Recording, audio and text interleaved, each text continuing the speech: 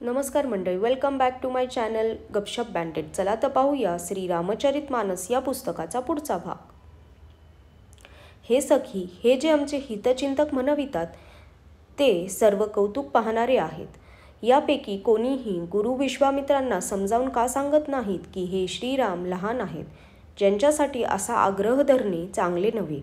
रावण व बाणासूर धनुष्याला स्पर्शसुद्धा करू शकले नाहीत आणि सर्व घमेंडखोर राजांनी ज्याच्यापुढे हात टेकले तेच हे धनुष्य या सुकुमार राजकुमाराच्या हाती देत आहेत. हंसाचे पिल्लू कधी मंदराचल उचलू शकेल काय? ज्ञानी महाराजांचेही सर्व शहाणपण संपले आहे असे वाटते. हे सखी, विधात्याची गती काही समजत नाही असे म्हणून राणी गप्प बसली. तेव्हा एक चतुर सखी कोमलवाणीने म्हणाली, हे राणी, जो तेजस्वी असतो त्याला कधीही लहान समजू नये. कुठे घटातून उत्पन्न झालेले मुनी अगस्त्य आणि कुठे अपार समुद्र, परंतु त्यांनी तो शोषून टाकला. त्यांची श्रेष्ठ कीर्ती विश्वात पसरली आहे. सूर्यमंडळ दिसायला लहान दिसते, परंतु त्याचा उदय होताच तिन्ही लोकीचा अंधकार पळून जातो. ब्रह्मदेव, विष्णू, शिव व सर्व देव ज्याच्या अधीन असतात तो मंत्र अत्यंत छोटा असतो. महान मस्तवाल गजराजाला छोटासा अंकुश ताब्यात ठेवतो. कामदेवाने फुलांच्याच धनुष्यबाणाने सर्व लोकांना वश करून ठेवले आहे. हे देवी, हे जाणून संशय सोडून द्या. हे राणी, ते ऐका, श्रीरामचंद्र धनुष्य नक्कीच मोडतील. सखीचे वचन ऐकून राणीला विश्वास वाटू लागला. तिची विषाद मावळला आणि श्रीरामांविषयी तिच्या मनातील प्रेम अधिकच वाढले. त्याचवेळी श्रीरामांना पाहून सीता बावरलेल्या मनाने ज्या त्या देवांची विनवणी करू लागली. ती व्याकुळ होऊन मनातल्या मनात आळवत होती की हे महेश भवानी, माझ्यावर प्रसन्न व्हा. मी जी तुमची सेवा केली आहे तिचे मला फळ द्या आणि माझ्यावर स्नेह ठेवून धनुष्याचा जडपणा नाहीसा करा. हे गणनायका, वरदायी गणेश देवा, मी आजच्या या दिवसासाठीच तुमची सेवा केली होती. वारंवार केलेली माझी विनंती ऐकून धनुष्याचा जडपणा खूपच कमी करून टाका. श्री रघुनाथांच्याकडे पाहत पाहत सीता धीर करून देवांची आळवणी करत होती.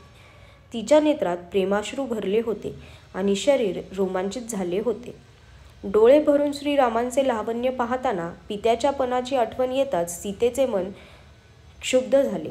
ती मनात म्हणू लागली, अहो, माझ्या वडिलांनी मोठी कठीण पण ठेवला आहे. त्यांना त्यातील लाभहानी काही समजेनाशी झाली आहे. मंत्री घाबरत असल्यामुळे कुणी त्यांना सल्लाही देत नाही. पंडितांच्या सभेमध्ये हे जे घडत आहे ते अयोग्य आहे. कुठे वज्रापेक्षाही कठोर धनुष्य आणि कुठे हे कोमल शरीराचे किशोर श्यामसुंदर. हे विधात्या, मी मनात धीर कसा धरू? शिरेशाच्या फुलातील केशराने कुठे हिरा छेडता येईल काय? सर्व सभेची सुबुद्धी पावचळली आहे.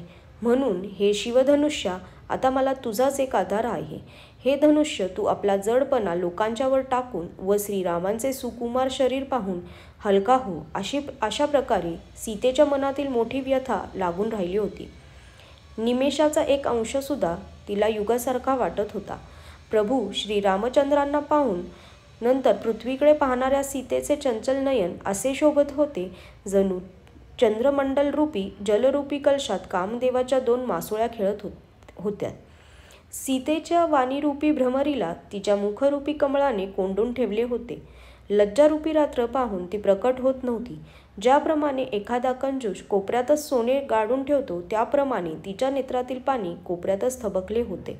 आपली व्याकुळता पाहून सीता लाजली आणि धीर धरून तिने मनात विश्वास बाळगला की जर तन, मन आणि वचन यांनी माझा पण खरा असेल आणि श्री रघुनाथांच्या चरणकमळी माझे चित्त खरोखरच अनुरुक्त असेल तर सर्वांच्या हृदयात निवास करणारे भगवंत मला रघुश्रेष्ठ श्री रामचंद्रांची दासी नक्कीच बनवतील. ज्याच्यावर खरे प्रेम असते त्याला तो मिळतोच, यात काही शंका नाही. प्रभू श्रीरामांना पाहून सीतेच्या शरीराने प्रेमाचा निश्चय केला. कृपानिधान श्रीरामांनी हे ओळखले.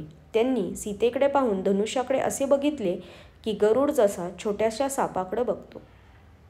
इकडे जेव्हा लक्ष्मणाने पाहिले की रघुकुलरत्न श्रीरामांनी शिवधनुष्याकडे दृष्टी टाकली आहे तेव्हा त्याचे शरीर शहारले आणि त्याने ब्रह्मांडाला आपल्या चरणांनी दाबून म्हटले, हे दिग्गजांनो, हे कच्छपा, हे शेषा, हे वराहा, तुम्ही धैर्याने पृथ्वीला धरून ठेवा, कारण ती डळमळू नये. श्रीरामचंद्र शिवांचे धनुष्य मोडू पाहत आहेत. माझी आज्ञा समजून सर्वजण सावध राहा. श्रीरामचंद्र जेव्हा धनुष्याजवळ आले तेव्हा सर्व स्त्री पुरुष देवांची व आपापल्या पुण्याची विनवणी केली.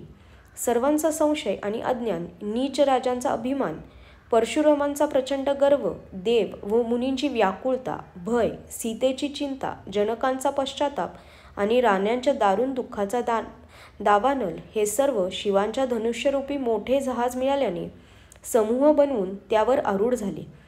हे सर्व श्रीरामांच्या भुजांच्या बलरूपी अपार समुद्रापलीकडे जाऊ इच्छितात, परंतु कोणी नावाडी नाही. श्रीरामांनी सर्व लोकांकडे पाहिले. ते चित्राप्रमाणे स्तब्ध झालेले पाहून कृपासागर श्रीरामांनी सीतेकडे कटाक्ष टाकला आणि ती फार व्याकुळ झाल्याचे त्यांना दिसले. आजच्यासाठी धन्यवाद.